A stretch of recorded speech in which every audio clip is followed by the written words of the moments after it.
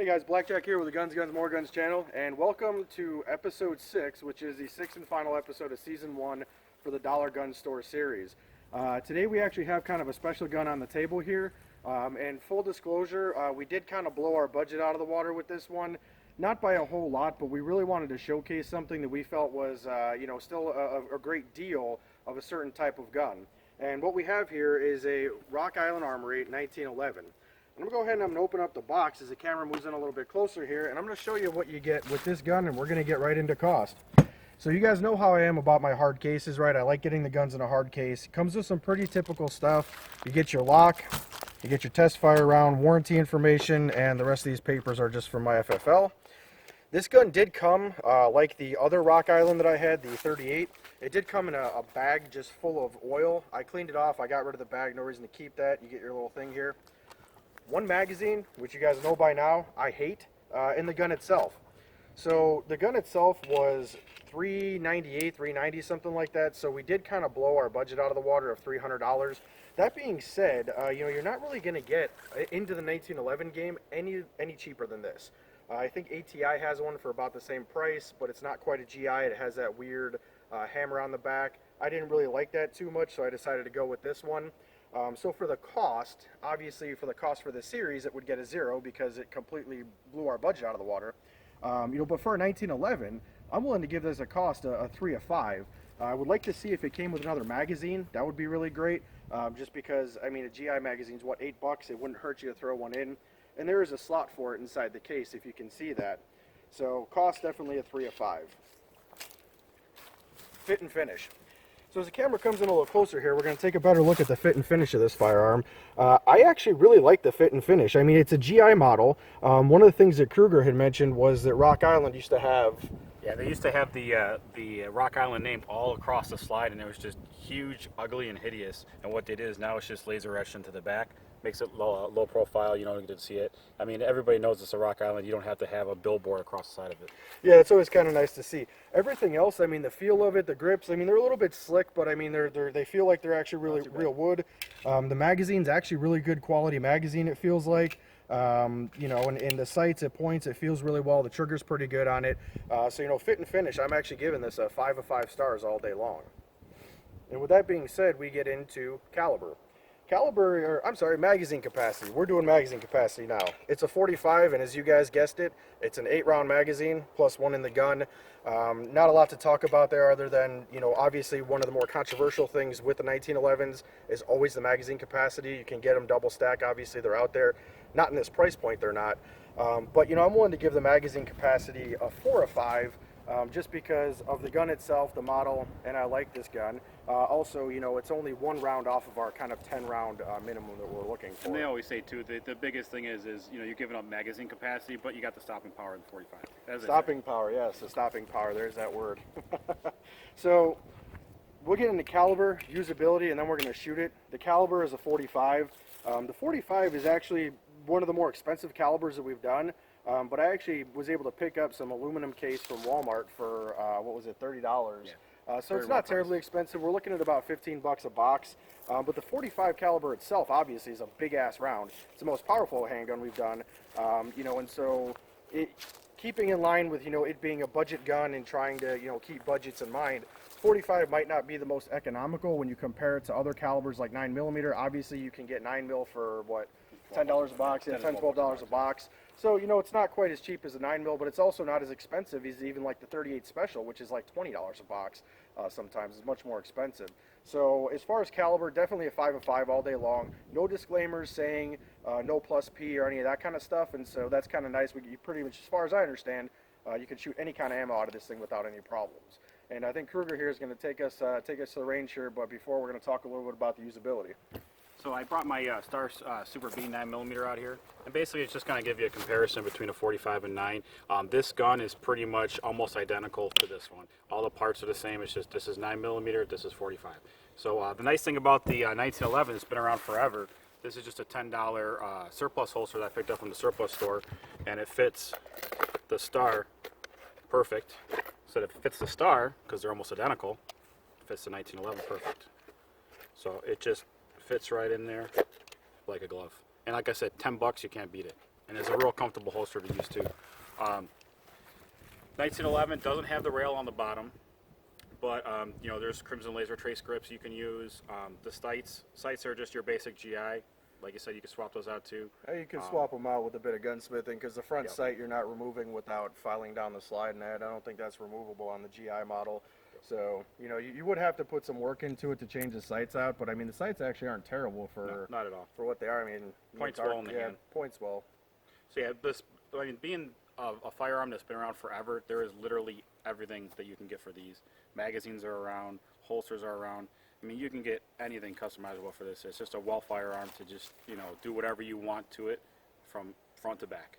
Well, that kind of goes into also, you know, when we discuss what can you use the gun for. I mean, obviously, you know, we've got this, you know, belt holster here. You know, if we're talking like a shit hit the fan without rule of law situation, I wouldn't feel undergunned with a 1911 as my primary sidearm. Home defense, I certainly wouldn't feel undergunned with a 1911 as my primary sidearm.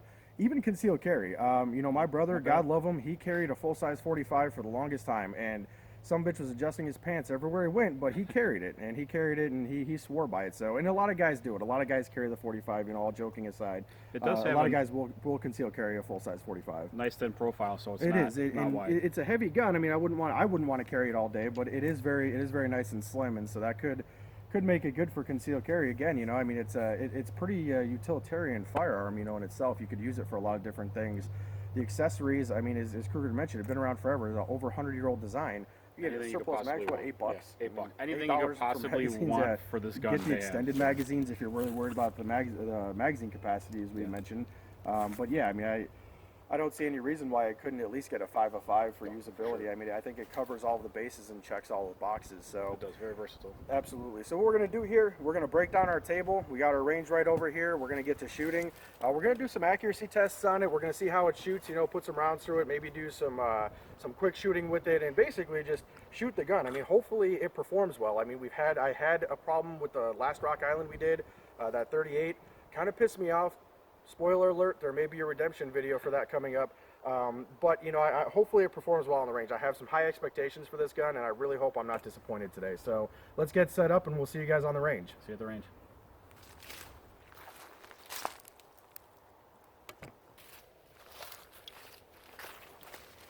All right, guys. So we're at about 21 feet. I've got our 38 down here marking about 21 feet because it's about what it's good for right now. I'm going to take a couple of shots at our target over here. You know, nice aim shots. I am shooting federal aluminum case ammunition. I don't know how that's going to feed in this gun. I don't know if this gun's going to like it. But you know, without further ado, let me see if I can put some groups together here.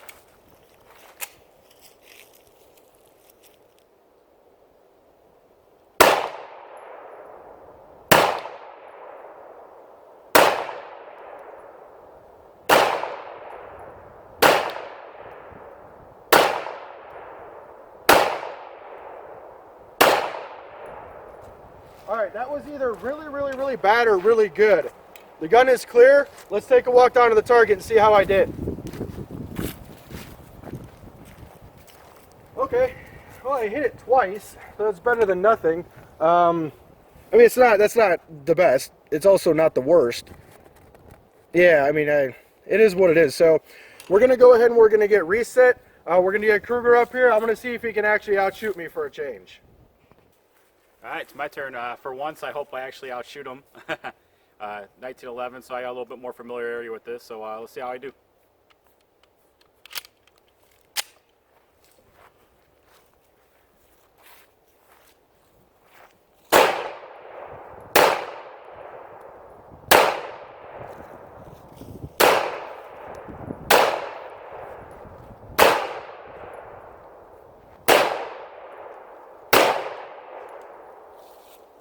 Oh man, I think for once, I think we might have a my day has winner here. My day has come. Let's take a look.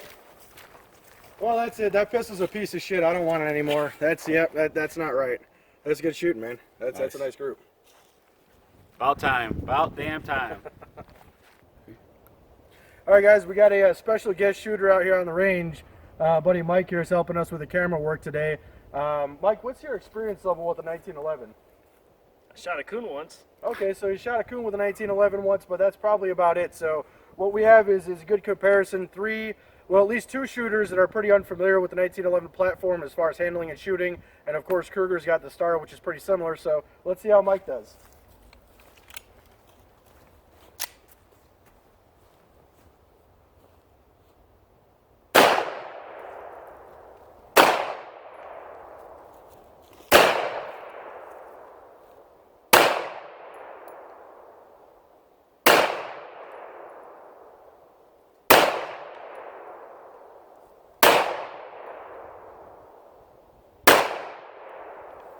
All clear.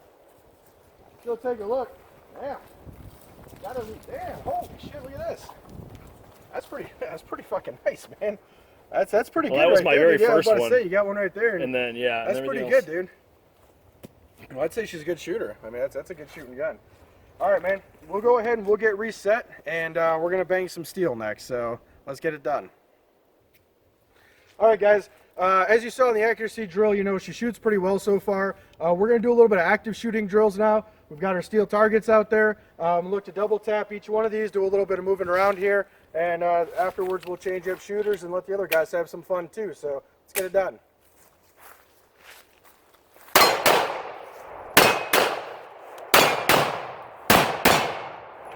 Clear. I think I was about 50% there. So. But that was actually, this thing shoots pretty good, runs pretty good. Let's get the one mag we have loaded back up, and let's let Kruger have some fun with it. All right, it's my turn. Let's swing some steel.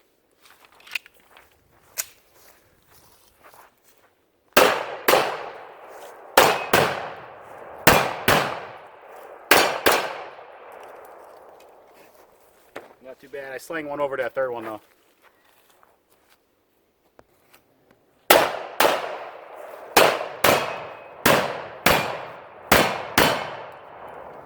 Clear. Did I hit them all? All right, guys. So as you saw, we had a little bit of moving around. So far, this magazine will put us just over 50 rounds. First 50 rounds, not a single issue. We're going to do a couple of mag dumps. Not really doing for accuracy or nothing like that. We're just going to see how quickly can we shoot this gun and see if we can make it jam. So let's get her done.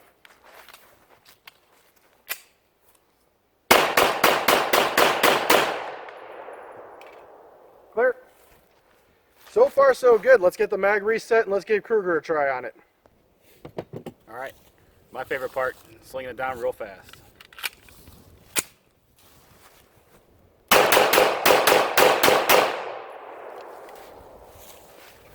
Like butter. Here we go.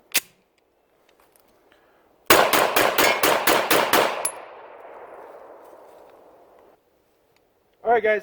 We're going to do a little bit of a side-by-side comparison here between the 45 and the 9mm, and just kind of show you some of the differences in the recoil. So, Steve, take it away.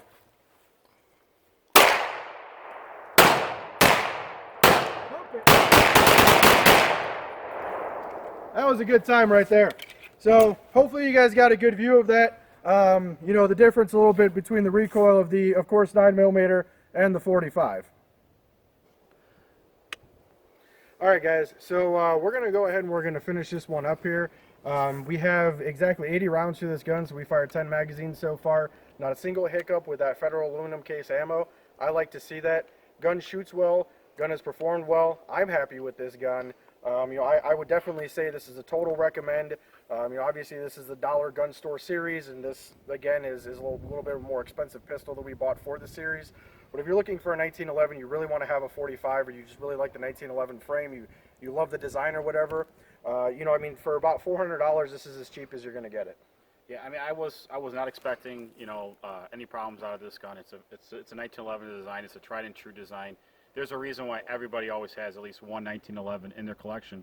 That's another reason why we chose this gun too. This gets you into the game and gets you into the addiction, because once you buy one 1911, you're going to get plenty more. I can guarantee I'll end up with another 1911 very quickly. So, all right, guys, that's it for this review. We've got our season finale coming up, and we're just going to basically go back over all of the guns once again and kind of talk about, what we liked, what we didn't like, and, stand by for season 2. Take care, guys. Take care.